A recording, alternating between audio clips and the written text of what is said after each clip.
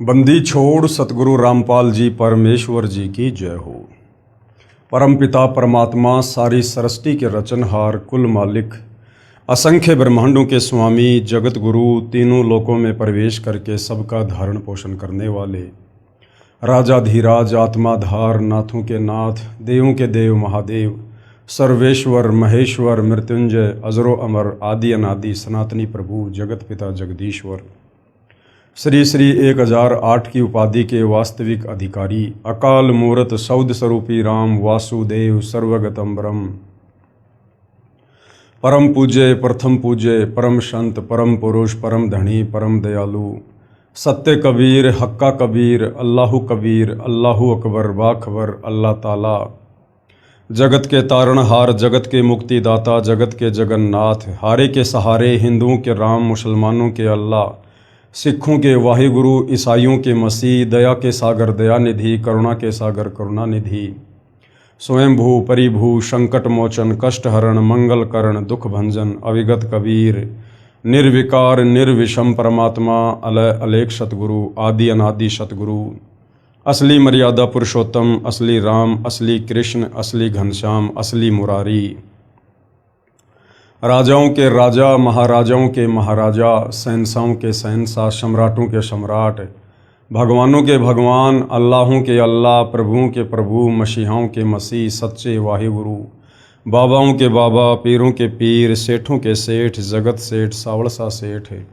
सर्वगुण संपन्न अनंत कोटि कलाओं के स्वामी अनंत कोटि ब्रह्मांडों के नायक योगियों में महायोगी ध्यानियों में महाध्यानी सिद्धों में परम सिद्ध ज्ञानियों में तत्व ज्ञानी ब्रह्म ज्ञानी महाज्ञानी परम ज्ञानी सर्वश्रेष्ठ ज्ञानी विज्ञानी युवा कबीर समर्थ कबीर असमवात अमित ओजा सच्चे रहनुमा करीम अल्लाह सुभान अल्लाह दुनिया के अंतिम पैगंबर 8 सितंबर 1951 से गांव धनाना जिला सोनीपत हरियाणा भारतवर्ष की पावन भूमि पे प्रकट रियल कल की भगवान श्री नारायण साकार हरि श्री बाबा साहिब नूर अनंत परमात्मा सच्चे दरवेश सच्चे बाखबर संत श्रोमणी सतगुरु रामपाल जी परमेश्वर जी के चरण कमल में आप और हम सभी भाई बहनों का अनंत कोटि दंडवत प्रणाम। सत्साई भाई और बहनों, बहुत बड़ी दया बहुत बड़ी मेहर पूज्य गुरुदेव भगवान की परमेश्वर रामपाल जी की, जिनके शुभ आशीर्वाद से विशेष आशीर्वाद से उन्हीं के सत्संगों का संग्रह पवित्र आध्यात्मिक पुस्तक ज्ञान गंगा के ऊपर वीडियो बनाने की श्रृंखला जारी है। इसी श्रृंखला में आज हमारा ये 32वें नंबर का वीडियो है। प्रत्येक वीडियो में हमें अध्यात्म के विषय में बहुत कुछ जानने और समझने को उपलब्ध हो रहा है। भाई और बहनों, ये पवित्र पुस्तक ज्ञान गंगा जो सर्व धर्मों के सर्व धर्मशास्त्रों के ज्ञान से प्रमाणित है, इस पुस्तक को पढ़ने के बाद हमारे मन मस्तिष्क में किसी भी प्रकार का संदेह भक्ति मार्ग को लेकर नहीं रह जाएगा। यदि हमने निष्पक्ष भाव से धैर्य के साथ रुचि लेकर इस पवित्र पुस्तक को पढ़ा तो इस पुस्तक के अमृत ज्ञान में सुई की नोक रखने जितनी कमी निकालने में किसी भी धर्म का कोई भी धर्मगुरु सक्षम नहीं है। तो भाई और बहनों, इस पवित्र पुस्तक में जो सृष्टि रचना है पेज नंबर 22 से लेकर पेज नंबर 74 तक, जिसके ऊपर लगभग 6 या 7 वीडियो बन चुके हैं। यदि आपने भक्ति मार्ग पर सफल होना है, आपने आध्यात्मिक मार्ग को समझना है, अपनी आत्मा का कल्याण करवाना है, किसी भी धर्म ग्रंथ को समझना है, तो आपने सृष्टि रचना को पहले समझना होगा। इसलिए आप जियों से विनती है, यदि आप पहली बार इस पवित्र पुस्तक पर बन रहे वीडियो देख रहे हैं तो आप जी ने अभी तक जितने भी वीडियो बन चुके हैं आपने शुरुआत से अवश्य देखने चाहिए, क्योंकि सृष्टि रचना भक्ति मार्ग की नींव है और यदि नींव कमजोर होगी तो ऊपर मकान अच्छे से नहीं बनेगा, मजबूत नहीं बनेगा। तो सृष्टि रचना को समझे बिना हम भक्ति मार्ग पर 4 कदम आगे नहीं रख पाएंगे। हमें कोई भी डगमग कर देगा, कोई भी हमें विचलित कर देगा और हम सत भक्ति मार्ग से दूर हो जाएंगे। तो भाई और बहनों, आज इस पवित्र पुस्तक पर हमारा जो ये 32वें नंबर का वीडियो है, आज इसमें परमेश्वर हमें त्रेता युग में जब वे मुनिंद्र ऋषि के नाम से धरती पर प्रकट हुए, अपने तत्व ज्ञान का प्रचार प्रसार किया, तो वे श्रीलंका गए जहाँ उनका परम भगत चंद्र विजय भाट रहा करता था। परमेश्वर ने उसे अपनी शरण में लिया, उसकी पत्नी को शरण में लिया, और साथ में जो लंका का राजा रावण था, परमेश्वर उसके पास भी गए थे उसको समझाने के लिए, परंतु अभिमानवश रावण ने मुनिंदर ऋषि रूप में परमेश्वर कबीर जी की बातों को महत्व नहीं दिया। परंतु रावण का छोटा भाई विभीषण और रावण की पत्नी मंदोदरी, इन दोनों ने मुनिंदर रूप में कबीर परमेश्वर जी के तत्व ज्ञान को स्वीकार किया और वे उनकी शरण में आए। अब भाइयों और बहनों, सदियों से हमारे धर्मगुरु हमें रामायण को पढ़ा कर तत्व ज्ञान के अभाव में यही बताया करते थे कि रावण का छोटा भाई विभीषण वो श्री रामचंद्र जी की शरण में था। भाइयों और बहनों, वो एक राजा के तौर पर श्री रामचंद्र जी की शरण में अवश्य था, परंतु आध्यात्मिक दृष्टि से, भक्ति मार्ग की दृष्टि से विभीषण श्री रामचंद्र जी का भगत नहीं था। विभीषण कबीर परमेश्वर जी का भगत था, जो कबीर परमेश्वर त्रेता युग में मुनिंदर ऋषि के नाम से प्रकट थे। आज से पहले भाइयों और बहनों, हमें इन शास्त्रों की गूढ़ सच्चाई नहीं बताई गई, नहीं समझाई गई, क्योंकि हमारे नादान धर्म गुरुओं को तत्व ज्ञान के अभाव में इन धर्म शास्त्रों की यथार्थता का ज्ञान नहीं था। अब दया हुई है, सृष्टि के रचनहार, सारी सृष्टि के पालन पोषण कर, सर्व ब्रह्मांडों के रचयिता परमेश्वर अपने सतलोक शेती करके स्वयं ही इसमें 8 सितंबर 1951 को सतगुरु रामपाल जी के नाम से प्रकट हुए हैं, और सन 1994 से अपने यथार्थ 13वें कबीर पंथ को शुरू हमें ये ज्ञान। तो सतगुरु रामपाल जी के सत्संग सुने बिना हम अध्यात्म के विषय में कुछ भी नहीं जान सकते, कुछ भी नहीं समझ सकते। तो परमेश्वर ने त्रेता युग में किस प्रकार से विभीषण और मंदोदरी को अपनी शरण में लिया।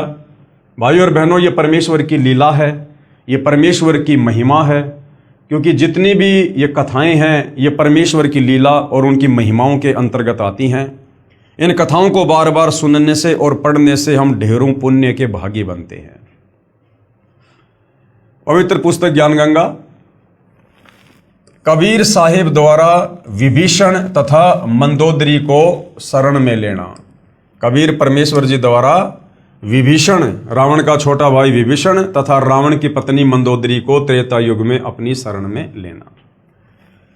परमेश्वर मुनिंदर अनल अर्थात नल तथा अनिल अर्थात नील को शरण में लेने के उपरांत, नल और नील ये दोनों मौसेरे भाई थे। ये दोनों 3 ताप के कष्ट से परेशान थे। इन दोनों को कबीर परमेश्वर ने त्रेता युग में अपनी शरण में लिया, उनको स्वस्थ किया। उसके बाद कबीर परमेश्वर जी श्रीलंका गए और वहाँ पर अपने पूर्व किसी जन्म के भगत चंद्र विजय भाट को भी शरण में लिया। परमेश्वर मुनिंदर नल तथा नील को शरण में लेने के उपरांत श्रीलंका में गए। वहाँ पर एक परम भगत चंद्र विजय जी का 16 सदस्यों का पुण्य परिवार रहता था। यानी युगों युगों से ये भगत आत्मा चंद्र विजय ये कबीर परमेश्वर जी की शरण में रहता हुआ आ रहा था। वह भाट जाति में उत्पन्न पुण्यकर्मी प्राणी थे। परमेश्वर मुनिंदर यानी कबीर देव जी का उपदेश सुनकर पूरे परिवार ने नामदान प्राप्त किया। परम भगत चंद्र विजय जी की पत्नी भगतमती करमवती लंका के राजा रावण की रानी मंदोदरी के पास नौकरी यानी सेवा किया करती थी। जो चंद्र विजय था वो लंकापति रावण के दरबार में उसका मनोरंजन किया करता था। उसकी महिमा में कविताएं बना बना के मेहनताना प्राप्त किया करता था।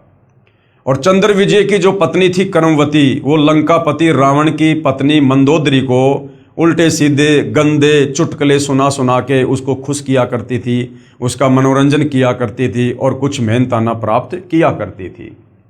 रानी मंदोदरी को हंसी मजाक अच्छे मंदे चुटकुले सुनाकर उसका मनोरंजन कराया करती थी। भगत चंद्र विजय राजा रावण के पास दरबार में नौकरी सेवा करता था। राजा की बड़ाई के गाने सुनाकर प्रसन्न करता था, यानी उन राजाओं की महिमा और प्रशंसा के गीत गाया करता था। भगत चंद्र विजय की पत्नी भगतमती करमवती परमेश्वर से उपदेश प्राप्त करने के उपरांत रानी मंदोदरी को प्रभु चर्चा जो सृष्टि रचना अपने सतगुरुदेव मुनिंद्र जी से सुनी थी प्रतिदिन सुनाने लगी। करमवती क्या करने लगी? वो गंदे गाने, गंदे चुटकुले, उससे तो किनारा कर लिया कि मैंने अब उपदेश ले लिया है। और जीव्या तो वाये बली जो रटे हरि को नाम, वरना काट के फेंक दो मुख में बलो ना चाम। तो करमवती अब लंकापति रावण की पत्नी मंदोदरी को गंदे चुटकुले नहीं बल्कि परमेश्वर की सत महिमा सुनाया करती थी, सृष्टि रचना बताया करती थी। और परमेश्वर ने किन किन आत्माओं को सतयुग में अपनी शरण में लिया, किस प्रकार से परमात्मा पृथ्वी पर प्रकट होते हैं, इस प्रकार परमेश्वर की महिमा सुनाने लगी। भगतमती मंदोदरी रानी को अति आनंद आने लगा, क्योंकि मंदोदरी भी पूर्व जन्म की कबीर परमेश्वर जी की भगत थी, भगत आत्मा थी। इसलिए जैसे ही करमवती के मुख से परमेश्वर की महिमा सुनने लगी, उसे भी आनंद आने लगा, क्योंकि भाई और बहनों, आत्मा की खुराक परमेश्वर की चर्चा ही है। कई कई घंटों तक प्रभु की सत्य कथा को भगतमती करमवती सुनाती रहती थी तथा मंदोदरी की आंखों से आंसू बहते रहते। एक दिन रानी मंदोदरी ने करमवती से पूछा, आपने ये ज्ञान किससे सुना? आप तो बहुत अनाप शनाप बातें किया करती थी। इतना बदलाव परमात्मा तुल्य संत बिना नहीं हो सकता। मंदोदरी ने कहा कि करमवती, तेरे अंदर इतना बदलाव ये तो यदि भगवान ही संत रूप में आए हुए हैं तो कर सकते हैं, अन्यथा तेरे में तो ये बदलाव नहीं हो सकता था। तब करमवती ने बताया कि हमने एक परम संत से अभी अभी उपदेश लिया है।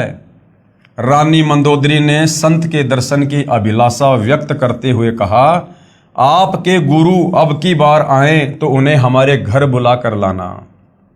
अपनी मालकिन का आदेश प्राप्त करके शीश झुकाकर सत्कार पूर्वक कहा कि जो आपकी आज्ञा, आपकी नौकरानी वही करेगी। मेरी एक विनती है, कहते हैं कि संत को आदेश पूर्वक नहीं बुलाना चाहिए, स्वयं जाकर दर्शन करना उचित होता है, और जैसे आपकी आज्ञा वैसा ही होगा। महारानी मंदोदरी ने कहा कि अब के आपके गुरुदेव जी आए तो मुझे बताना, मैं स्वयं दर्शन करूंगी। रानी अवश्य थी, लेकिन अभिमान नहीं था, और उन्हीं आत्माओं को परमेश्वर बार बार अपनी शरण में लेते हैं। परमेश्वर ने फिर श्रीलंका में रजा की। मंदोदरी रानी ने उपदेश प्राप्त किया। अब जैसे ही दोबारा कबीर परमेश्वर जी चंद्र विजय भाट के घर पर आए और करमवती ने मंदोदरी के पास में संदेशा भिजवाया, उसी समय मंदोदरी तुरंत मुनिंद्र रूप में आए हुए कबीर परमेश्वर जी की शरण में गई, सत्संग सुना और उपदेश प्राप्त कर लिया। कुछ समय उपरांत अपने प्रिय देवर श्री भगत विभीषण जी को उपदेश दिला दिया, और कुछ ही समय में कबीर परमेश्वर की कथा सुनाकर विभीषण को भी नाम उपदेश के लिए तैयार कर लिया। और जब दोबारा कबीर परमात्मा फिर आए तो मंदोदरी ने अपने देवर यानी लंकापति रावण के छोटे भाई विभीषण को भी मुनिंद्र रूप में आए हुए कबीर परमेश्वर से उपदेश दिलवा दिया। तो विभीषण श्री रामचंद्र जी की आध्यात्मिक दृष्टि से शरण में नहीं था, आध्यात्मिक दृष्टि से कबीर परमेश्वर जी का भगत था। भगतमती मंदोदरी उपदेश प्राप्त करके अहरनिश का मतलब होता है सुबह शाम भगवान के स्मरण में लीन रहने लगी।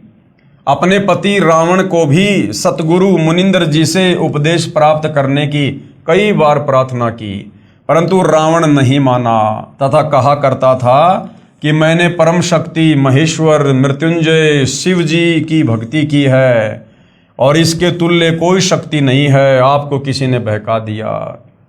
अब रावण को उसके गुरु ने, उस नीम हकीम ने, उस शास्त्र विरुद्ध साधना करवाने वाले गुरु ने शंकर जी को महेश्वर मृत्युंजय अजरो अमर सर्वेश्वर कालज्य कहकर और श्री शिव जी की भक्ति के ऊपर उसको दृढ़ कर रखा था। अन्यथा गुरुदेव भगवान ने बताया कि पुण्यात्माओं, रावण जैसी भक्ति धरती पर कोई नहीं कर सकता अपने इष्ट देव की। 10 बार उसने अपना शीश काटकर अपने इष्ट भगवान शंकर के चरणों में समर्पित कर दिया, लेकिन 2 कारण से रावण मार खा गया। सर्वप्रथम तो उसका अहंकार, और दूसरा उसका जो गुरु था वो तत्व ज्ञानहीन था। उसने शास्त्रों को अच्छे से ना समझकर और शिव जी को ही सर्वश्रेष्ठ परमात्मा साबित करके रावण को उसकी आदि अधूरी भक्ति पर दृढ़ कर दिया।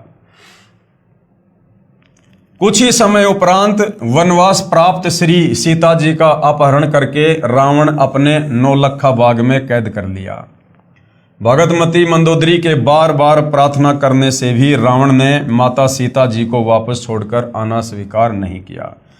तब भगतमती मंदोदरी जी ने अपने गुरुदेव मुनिंदर जी से कहा, महाराज जी, मेरे पति ने किसी की औरत का अपहरण कर लिया है और मुझसे सहन नहीं हो रहा है। वह उसे वापस छोड़कर आना किसी कीमत पर भी स्वीकार नहीं कर रहा है। आप दया करो मेरे प्रभु, आज तक जीवन में मैंने ऐसा दुख नहीं देखा। तो कबीर परमेश्वर जी ने क्या कहा कि बेटी, वो कोई आम स्त्री नहीं है जिसको रावण उठा के लाया है, वो अपनी मौत को गले लगा के ले आया। परमेश्वर मुनिंदर जी ने कहा, बेटी मंदोदरी, ये औरत कोई आम स्त्री नहीं है। श्री विष्णु जी को श्रापवश पृथ्वी पर आना पड़ा है। वे श्री राजा दशरथ के पुत्र रामचंद्र अयोध्यावासी हैं। इनको 14 वर्ष का वनवास प्राप्त है तथा लक्ष्मी जी स्वयं सीता रूप बनाकर इनकी पत्नी रूप में वनवास में थी। उसे रावण एक साधु वेश बनाकर धोखा देकर उठा लाया है। ये स्वयं लक्ष्मी ही सीता जी है। इसे शीघ्र वापस करके क्षमा याचना करके अपने जीवन की भिक्षा याचना रावण करे तो इसी में इसका शुभ है। क्या कहा गुरुदेव ने कि साधु रूप बनाकर और वो सीता का अपहरण करके लाया। अब भाई और बहनों, वैसे तो रावण के प्रारब्ध में लिखा हुआ था, लेकिन और भी बहुत सारे कारण हैं जिस कारण से रावण को इस प्रकार की कुत्ते वाली मौत प्राप्त हुई। उसका पतन हुआ, विनाश हुआ, पूरा कुल जो है वो गर्त हुआ। रावण ने साधु वेश बनाया, संत वेश बनाया और आटा मांगा सीता से। तो 2 गलतियां रावण ने और विशेष की। एक तो रावण ने संत वेश को बदनाम किया, साधु वेश को बदनाम किया, कलंकित किया। जिस संत और साधु वेश में कबीर परमात्मा धरती पर प्रकट होकर हम नादान आत्माओं को तत्व ज्ञान समझाते हैं, उस संत चोले को रावण ने बदनाम किया, जो है वो कलंकित किया। यानी संत चोले की आड़ में उसने सीता को ठगा, अपहरण किया। दूसरा दोष था रावण का कि उसने अन्न देव का अपमान किया, क्योंकि आटा मांगने के बहाने वो सीता को अपहरण करने गया था। उसने अन्न देव का भी अपमान किया। भगतमती मंदोदरी के अनेकों बार प्रार्थना करने से रावण नहीं माना तथा कहा कि वे 2 मस्करे जंगल में घूमने वाले मेरा क्या बिगाड़ सकते हैं। मेरे पास अनगिनत सेना है, मेरे 1 लाख पुत्र तथा 1.25 लाख नाती हैं। मेरे पुत्र मेघनाथ ने स्वर्ग राज इंद्र को पराजित कर उसकी पुत्री से विवाह कर रखा है। 33 करोड़ देवताओं को हमने कैद कर रखा है। तू मुझे उन 2 बेसहारा फिर रहे वनवासियों को भगवान बताकर डराना चाहती है। इस स्त्री को वापस नहीं करूंगा। मंदोदरी ने भक्ति मार्ग का ज्ञान जो अपने पूज्य गुरुदेव से सुना था, रावण को बहुत समझाया। विभीषण ने भी अपने बड़े भाई को समझाया। रावण ने अपने बड़े भाई विभीषण को पीटा तथा कहा कि तू ज्यादा श्री रामचंद्र का पक्षपात कर रहा है, उसी के पास चला जा।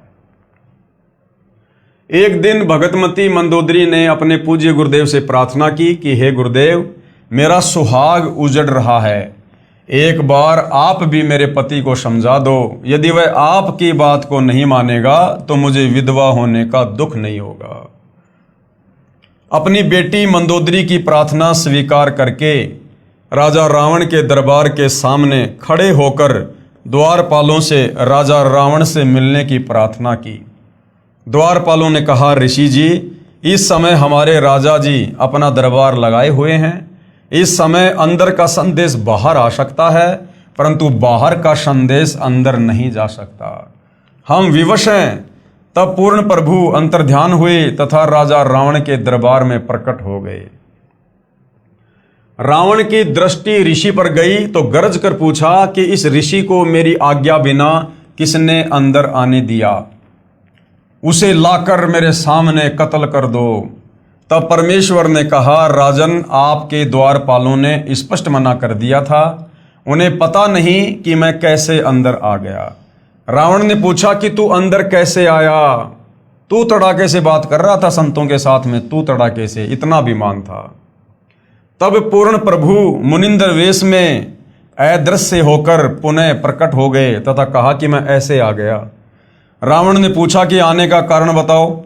तब प्रभु ने कहा कि आप योद्धा होकर एक अबला का अपहरण कर लाए हो। ये आपकी शान और सूरवीरता के विपरीत है। ये कोई आम औरत नहीं है, ये स्वयं लक्ष्मी जी अवतार हैं। श्री रामचंद्र जी जो इनके पति हैं, वे स्वयं विष्णु हैं। इसे वापस करके अपने जीवन की भिक्षा मांगो, इसी में आपका श्रेय है। इतना सुनकर तमोगुण यानी भगवान शिव का उपासक रावण क्रोधित होकर नंगी तलवार लेकर सिंहासन से दहाड़ता हुआ कूदा तथा उस नादान प्राणी ने तलवार के अंधाधुंध 70 वार ऋषि जी को मारने के लिए किए। परमेश्वर मुनिंदर जी ने एक झाड़ू की सीख हाथ में पकड़ी हुई थी, उसको ढाल की तरह आगे कर दिया। रावण के 70 वार उस नाजुक सीख पर लगे। ऐसे आवाज हुई जैसे लोहे के खंभे पिलर पर तलवार लग रही हो। सीख टस से मस नहीं हुई। रावण को पसीने आ गए, फिर भी अपने अहंकारवश नहीं माना। ये तो जान लिया कि ये कोई आम ऋषि नहीं है। कहा कि मैंने आपकी एक भी बात नहीं सुननी है, आप जा सकते हैं। परमेश्वर अंतर्ध्यान हो गए। अब मूर्खों के पीछे क्या माथा मारे परमात्मा। परमेश्वर वहां से अंतर्ध्यान हो गए तथा मंदोदरी को सारा वृत्तांत सुनाकर प्रस्थान किया। रानी मंदोदरी ने कहा, गुरुदेव, अब मुझे विधवा होने का कोई कष्ट नहीं होगा। श्री रामचंद्र व रावण का युद्ध हुआ, रावण का वध हुआ।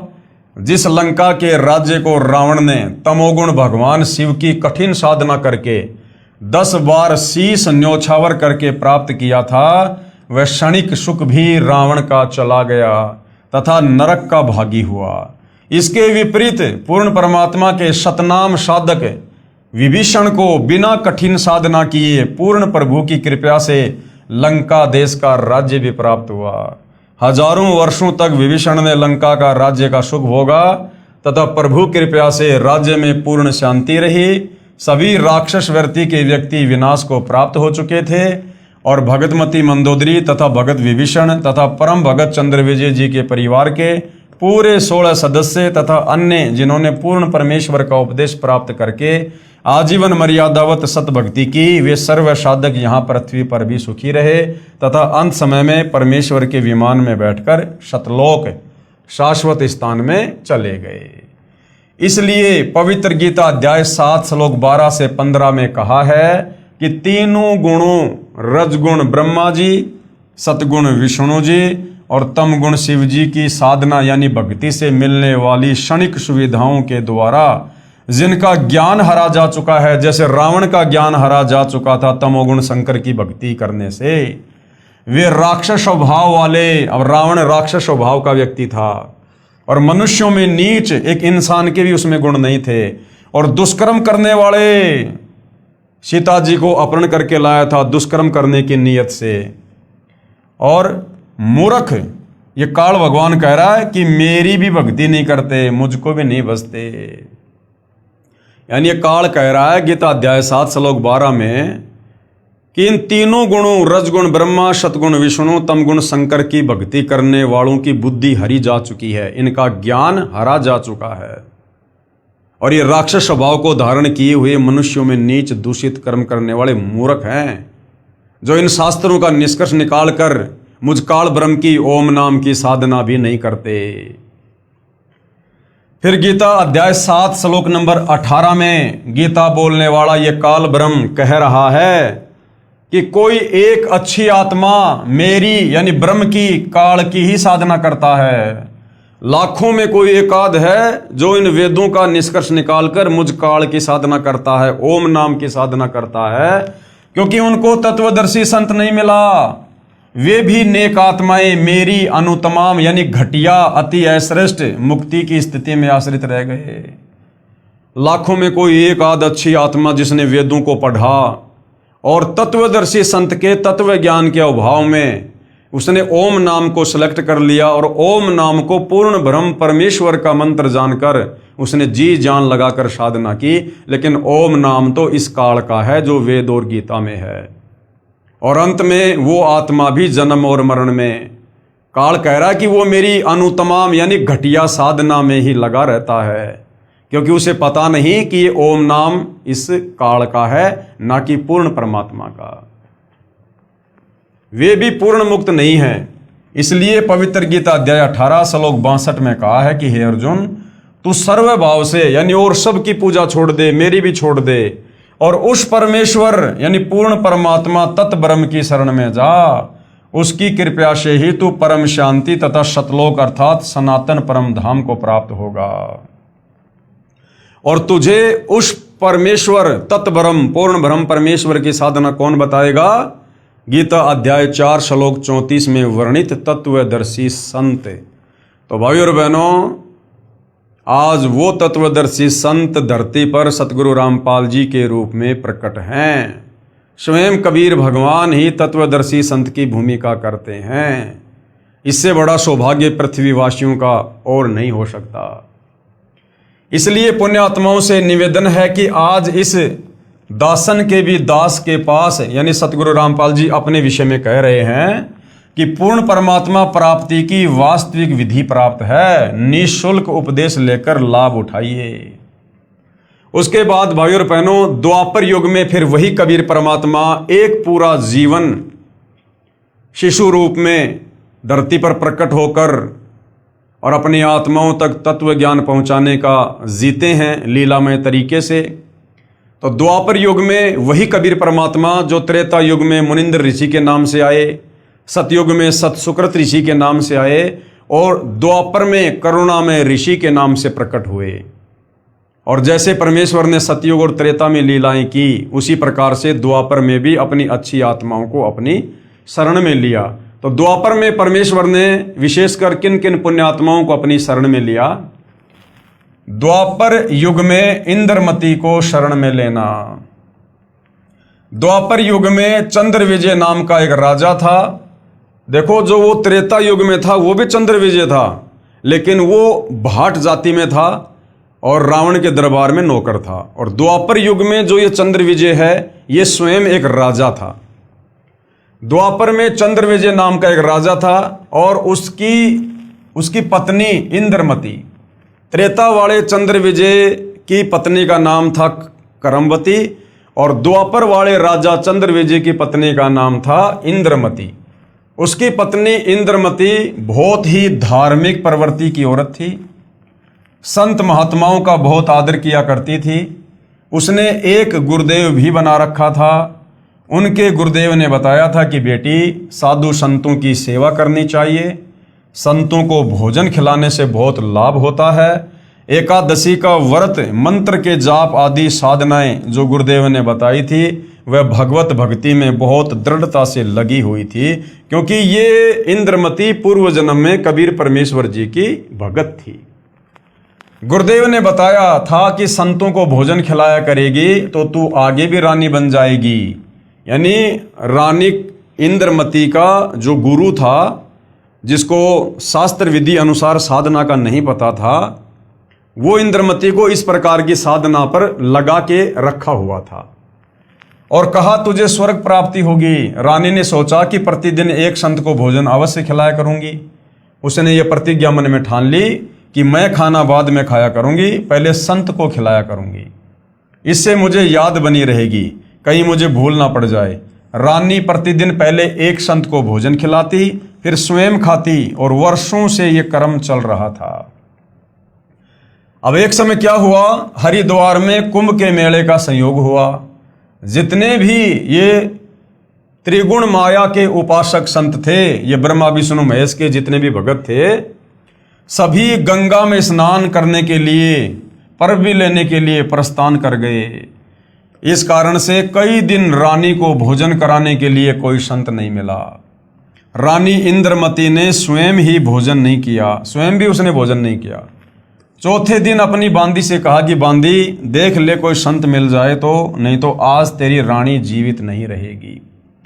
आज मेरे प्राण निकल जाएंगे परंतु मैं खाना नहीं खाऊंगी, क्योंकि उसने मनमुखी रूप से अपने गुरु के बताने के बाद प्रतिज्ञा कर ली थी। वह दीन दयाल कबीर परमेश्वर अपने पूर्व वाले भगत को शरण में लेने के लिए न जाने क्या क्या कारण बना देता है। बांदी ने ऊपर अटारी पर चढ़कर देखा कि सामने से एक संत आ रहा था। सफेद कपड़े थे। द्वापर युग में परमेश्वर कबीर करुणामय नाम से आए थे। बांदी नीचे आई और रानी से कहा कि एक व्यक्ति है जो साधु जैसा नजर आता है।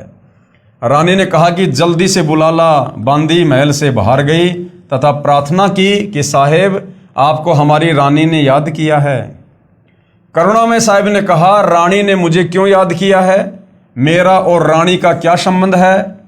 नौकरानी ने सारी बात बताई। करुणामय कबीर साहिब ने कहा कि रानी को आवश्यकता पड़े तो यहाँ आ जाए। यानी परमात्मा अपनी उस आत्मा के भाव चेक करना चाहते थे कि ये अपने नादान गुरु के कहने पर वैसे ही भूखी मर रही है या साधु संतों के प्रति इसके मन में कोई श्रद्धा भी है। रानी को आवश्यकता पड़े तो यहां आ जाए, मैं यहां खड़ा हूं।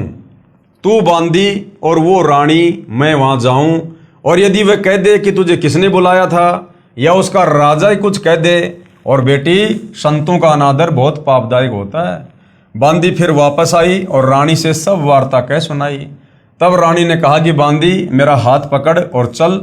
जाते ही रानी ने दंडवत प्रणाम करके प्रार्थना की कि हे परवरदिगार, चाहती तो ये हूं कि आपको कंधे पर बैठा लूं।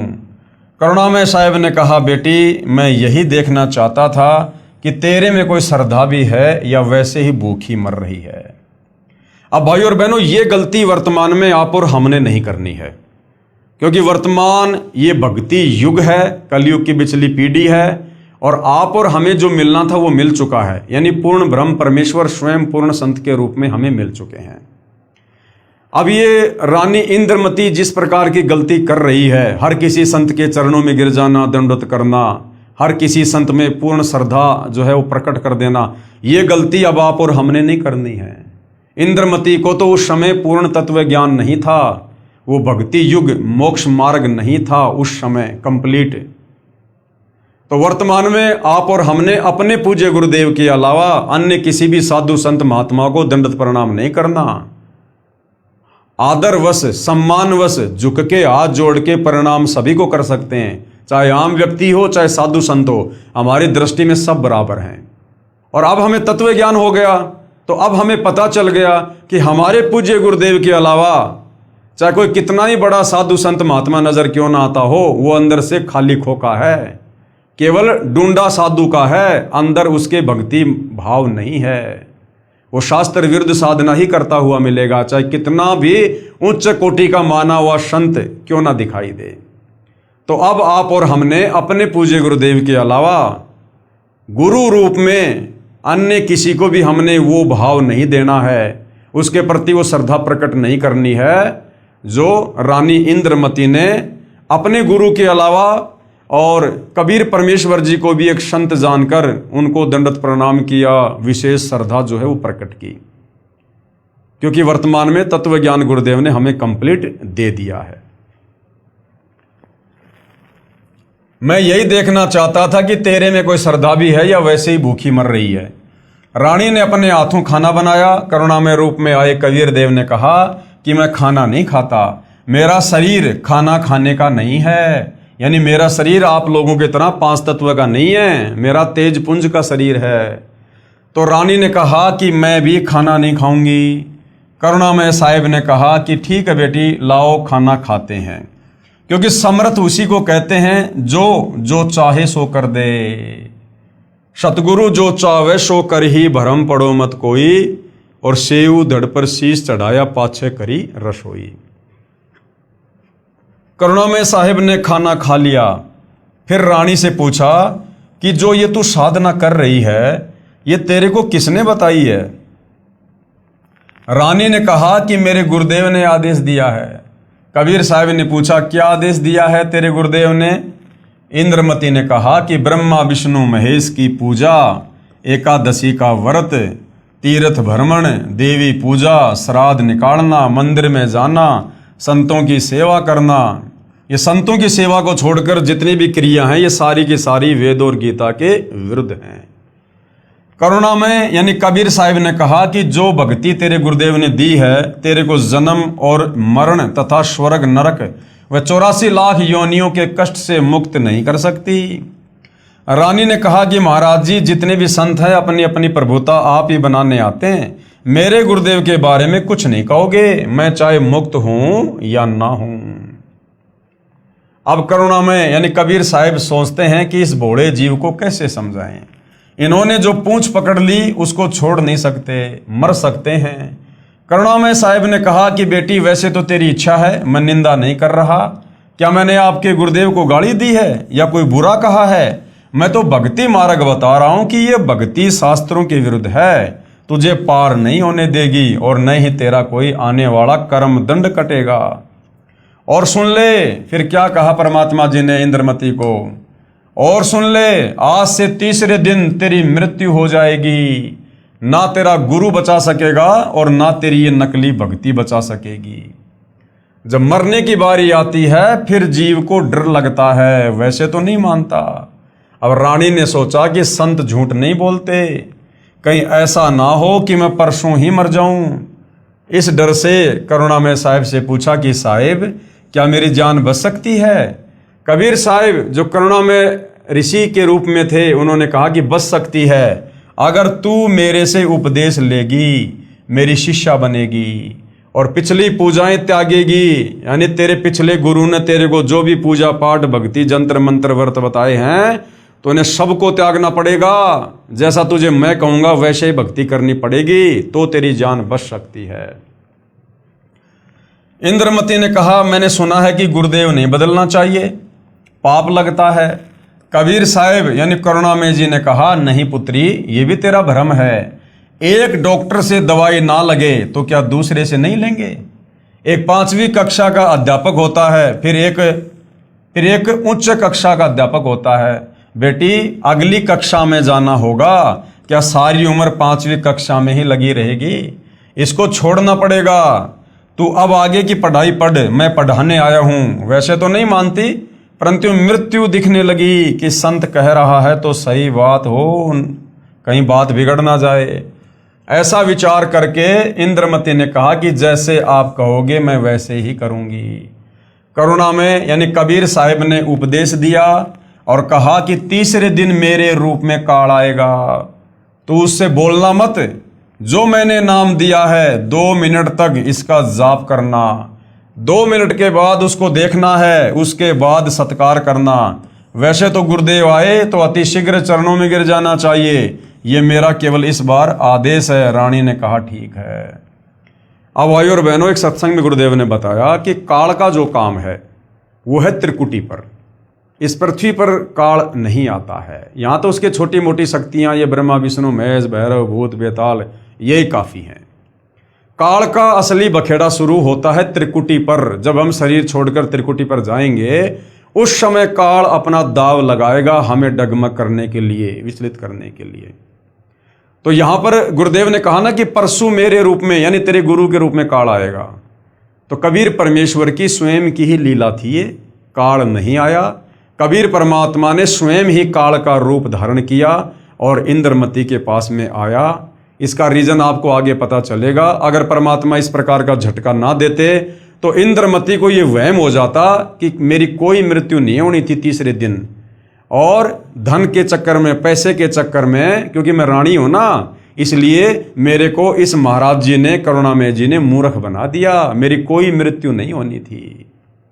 इसलिए परमेश्वर ने उस आत्मा को दृढ़ करने के लिए काल के रूप में आकर झटका देना था।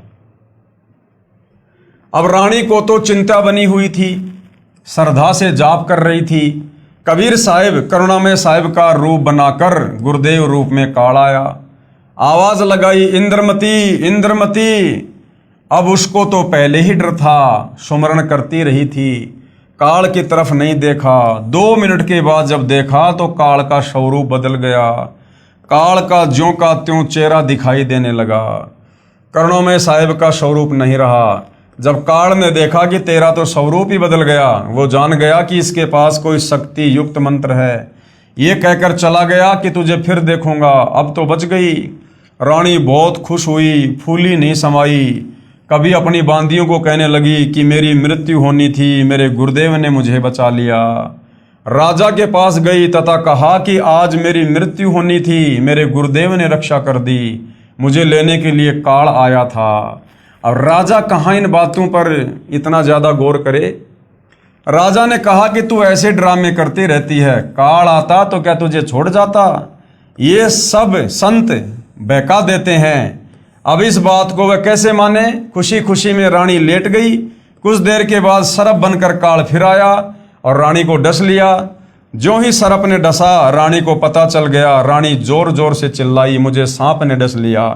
नौकर भागे।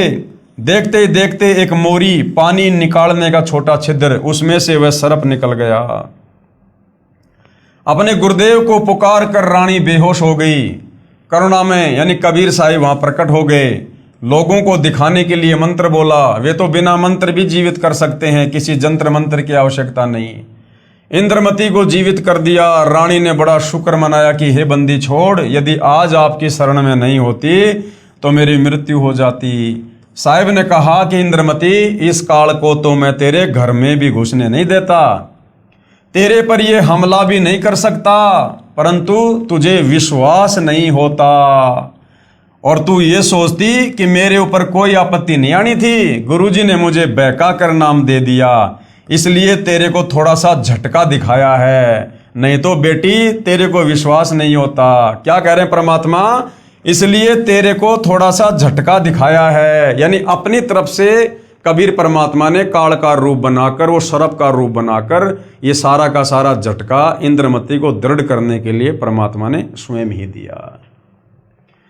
और परमात्मा कहते हैं, धर्मदास यहाँ घना अंधेरा और बिन परचे जीव जम का चेहरा। कि धर्मदास, इस काल के लोक में बहुत ज्यादा अज्ञान रूपी अंधेरा है। बिन परचे जीव जम का चेहरा, जब तक इस प्राणी को कोई छोटा मोटा चमत्कार ना दिखाया जाए तब तक ये काल का चेला बना रहता है, बात नहीं मानता संतों की। कबीर साहेब अर्थात करुणामय जी ने कहा कि अब जब मैं चाहूंगा तब तेरी मृत्यु होगी। गरीबदास जी कहते हैं, गरीब काल डरे करतार से। ये जो 21 ब्रह्मांड का स्वामी, ब्रह्मा विष्णु महेश का पिता, कहते हैं ये भी कबीर परमात्मा जी से डरता है। और जय जय जय जगदीश। और जोरा जोड़ी झाड़ती, जोरा यानी मौत, मौत उस कबीर परमेश्वर के दरबार में उस कबीर परमेश्वर की जूतियां झाड़ती है। और पग रज डारे शीस, और जो धूल है कबीर परमेश्वर के जूतियों की, उनके चरणों की, ये मौत अपने शीस पर डालती है। यानी ये दोनों, ये काल और मौत, ये कबीर परमेश्वर जी के नौकर हैं, नौकर। ये काल कबीर भगवान यानी कबीर परमेश्वर जी से डरता है और ये मौत कबीर साहिब के जूते झाड़ती है, अर्थात नौकर तुल्य है। फिर उस धूल को अपने सिर पर लगाती है कि आप जिसको मारने का आदेश दोगे उसी के पास जाऊंगी, नहीं मैं नहीं जाऊंगी। गरीब काल जो पीसे पीसना और जोरा है पणिहार, और ये 2 असल मजदूर हैं मेरे साहिब के दरबार। ये काल जो यहाँ 21 ब्रह्मांड का भगवान यानी ब्रह्म है, जो ब्रह्मा विष्णु महेश का पिता है, ये तो मेरे कबीर साहिब का आटा पीसता है, अर्थात पक्का नौकर है। और जोरा यानी मौत मेरे कबीर साहिब का पानी भरती है, अर्थात एक विशेष नौकरानी है। ये 2 असल मजूर यानी मजदूर मेरे साहिब के दरबार में हैं। कुछ दिनों के बाद साहिब फिर आए, रानी इंद्रमती को शतनाम प्रदान किया। अब उसके बाद क्या होता है? फिर कुछ समय के उपरांत करुणामय साहिब ने रानी इंद्रमती की अति श्रद्धा देखकर सारनाम दे दिया और शब्द की उपलब्धि भी करवा दी। जब साहिब जाते रहते थे तो इंद्रमती प्रार्थना किया करती थी कि मेरे पति राजा को समझाओ मालिक, ये भी मान जाए, आपके चरणों में आ जाए तो मेरा जीवन सफल हो जाए। चंद्र विजय ने कबीर साहिब से प्रार्थना की कि चंद्र विजय आप भी नाम ले लो। ये 2 दिन का राज और ठाट है, फिर 84 लाख योनियों में प्राणी चला जाएगा। चंद्रविजय ने कहा कि भगवान मैं तो नाम लूँ नहीं और आपकी शिष्या को मना करूँ नहीं, चाहे सारे खजाने को ही दान करो, चाहे किसी प्रकार का सत्संग करवाओ, मैं मना नहीं करूँगा। कबीर साहब यानी करुणामय जी ने पूछा आप नाम क्यों नहीं लोगे? चंद्रविजय राजा ने कहा कि मैंने तो बड़े बड़े राजाओं की पार्टियों में जाना पड़ता है। तो करुणामय यानी कबीर साहिब जी ने कहा कि पार्टियों में जाने में नाम का क्या वादा करेगा? सभा में जाओ, वहाँ काजू खाओ, दूध पी लो, शरबत जूस पी लो, शराब मत प्रयोग करो, शराब पीना महापाप है। परंतु राजा नहीं माना। रानी की प्रार्थना पर करुणामय यानी कबीर साहब ने राजा को फिर समझाया कि नाम के बिना ये जीवन ऐसे ही व्यर्थ हो जाएगा, आप नाम ले लो। राजा ने फिर कहा कि गुरुजी मुझे नाम के लिए मत कहना, आपकी शिष्या को मैं मना नहीं करूंगा, चाहे कितना ही दान करे, कितना ही सत्संग करवाए। साहिब ने कहा कि बेटी इस 2 दिन के सुख को देखकर इसकी बुद्धि भ्रष्ट हो चुकी है, तू प्रभु के चरणों में लगी रह, अपना आत्म कल्याण करवा। या कोई किसी का पति नहीं, कोई किसी की पत्नी नहीं, 2 दिन का संबंध है, अपना कर्म बना बेटी। जब इंद्रमती 80 वर्ष की बुढ़िया हो जाती है, कहाँ 40 साल की उम्र में मर जाना था, जब शरीर भी हिलने लगा तब करुणामय साहिब बोले अब बोल इंद्रमती क्या चाहती है? चलना चाहती है सतलोक?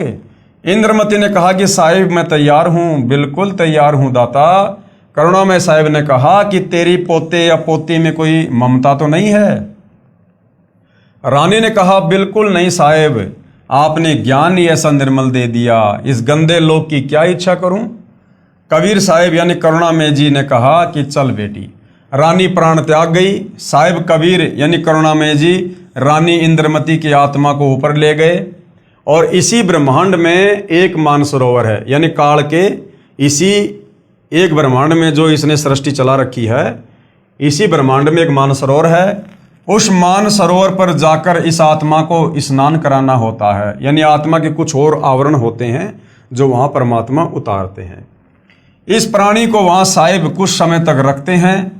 अब पूछते हैं कि अब फिर बता दे कि तेरी कुछ इच्छा हो तो दोबारा जन्म लेना पड़ेगा। यदि मन में इच्छा रह गई तो शतलोक नहीं जा सकती। इंद्रमती ने कहा साहिब आप तो अंतर्यामी हो, कोई इच्छा नहीं है, आपके चरणों की इच्छा है, लेकिन एक मन में शंका बनी हुई है। अब भाई और बहनों हम आत्माएं ऐसे मार खाते हैं।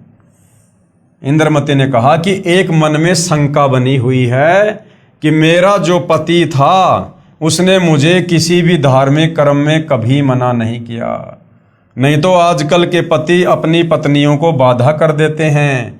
यदि वह मुझे मना कर देता तो मैं आपके चरणों में नहीं लग पाती, मेरा कल्याण नहीं होता।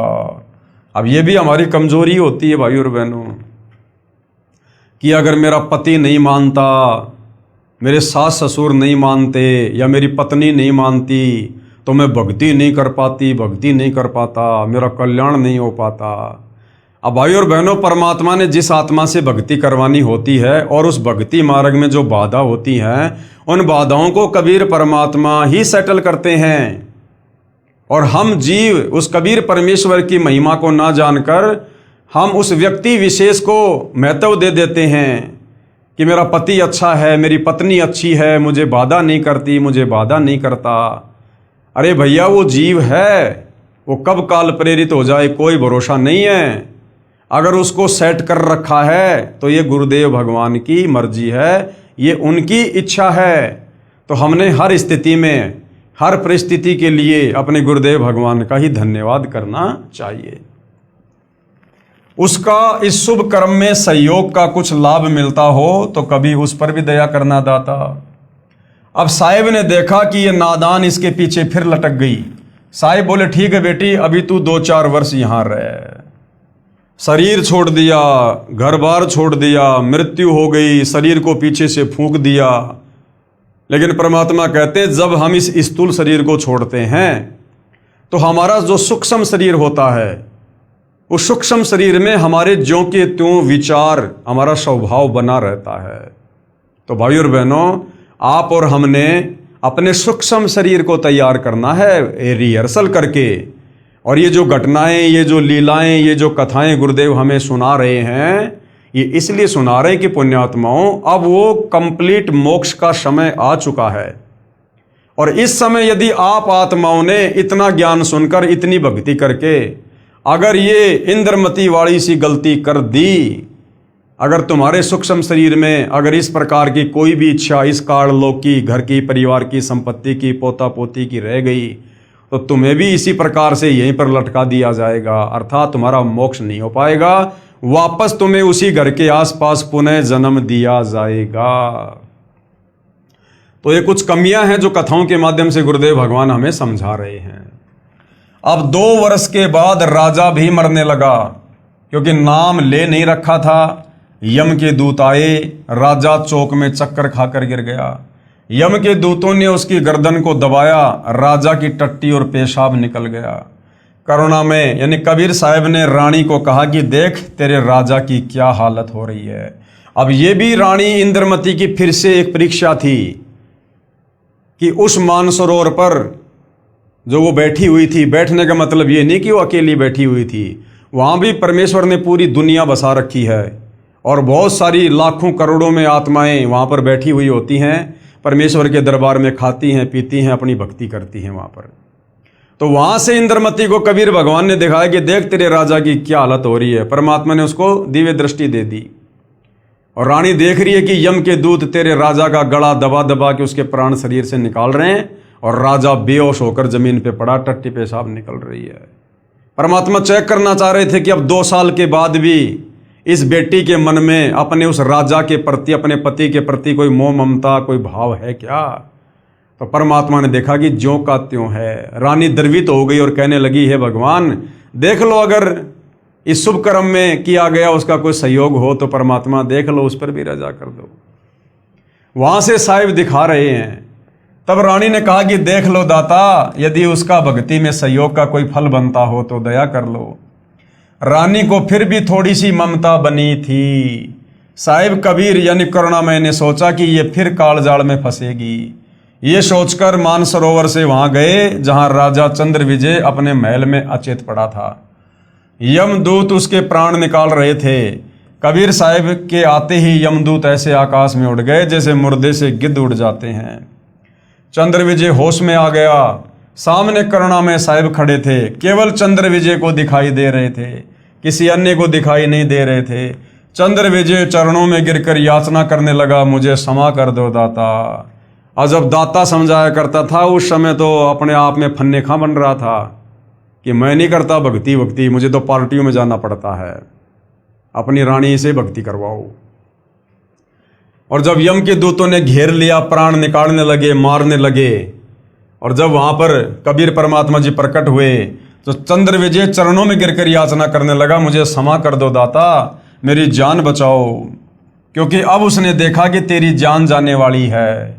आसपास में सैनिक खड़े थे, बॉडीगार्ड खड़े थे, कोई कुछ नहीं कर पा रहा था, क्योंकि यम के दूत औरों को दिखाई नहीं देते, जब प्राण निकालने आते हैं उसी को दिखाई देते हैं। जब इस जीव की आंख खुलती है कि ये तो बात बिगड़ गई, उस समय जीव चेतता है, मुझे क्षमा कर दो दाता, मेरी जान बचा लो मालिक। कबीर साहिब ने कहा, राजा आज भी वही बात है, उस दिन भी वही बात थी, नाम लेना होगा। राजा ने कहा, मैं नाम ले लूंगा जी, अभी ले लूंगा नाम। कबीर साहिब ने नाम उपदेश दिया तथा कहा कि अब मैं तुझे 2 वर्ष की उम्र दूंगा, यदि इसमें एक श्वास भी खाली चला गया तो फिर कर्म दंड रह जाएगा। कबीर जीवन तो थोड़ा ही भला, जय सत सुमरण हो, लाख बरस का जीव ना लेख धरे न को। इस काल के लोक से निकलना है तो लंबी उम्र की परमात्मा से उम्मीद मत करना। अब भाई और बहनों विचार करो, आप और हमने इस वहम में नहीं रहना है कि भाई इस कलयुग में 100 साल की उम्र होती है और मैं तो भगत हूं, मैंने तो उल्टा सीधा खाना पीना सब छोड़ दिया, मैं तो 100 साल तक आराम से जिंदा रहूंगा, स्वस्थ रहूंगा। आप और हमने तो यहां से बाहर निकलने का जल्द से जल्द प्रयास करना है। उम्र नहीं देखनी कि अभी तो मेरी 40 साल उम्र है, अभी तो मेरी 50 साल उम्र है। अरे बूढ़ा होके मरना कोई जरूरी थोड़ी होता है, जरूरी थोड़ी कि बुढ़ापे में मोक्ष होगा। अगर आपकी सच्ची नीयत, सच्ची लगन है और सतलोक जानने की तड़फ है, तो परमात्मा फिर उम्र नहीं देखता है। कोई भी बहाना बनाकर परमात्मा भगत की सहज में मृत्यु कर देगा। सहज मृत्यु, अकाल मृत्यु नहीं, सहज मृत्यु। प्राण छुड़वा देगा परमात्मा भगत को, पता भी नहीं चलेगा और सतलोक ले जाएगा। जीवन तो थोड़ा ही भला जय सत सुमरण होए। अगर सच्ची नीयत से अगर थोड़ी भी भक्ति कर ली तो परमात्मा मोक्ष कर देता आत्मा का। और बाकी भाई और बहनों चाहे जीते रहो। अब एक बात बताओ, आप और हमारा ये ज्ञान होने के बाद अब आप और हमारा यहां पर जीने का क्या मकसद है?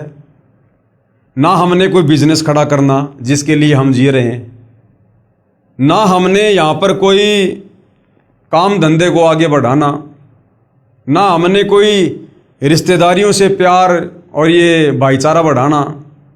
हमने करना क्या है?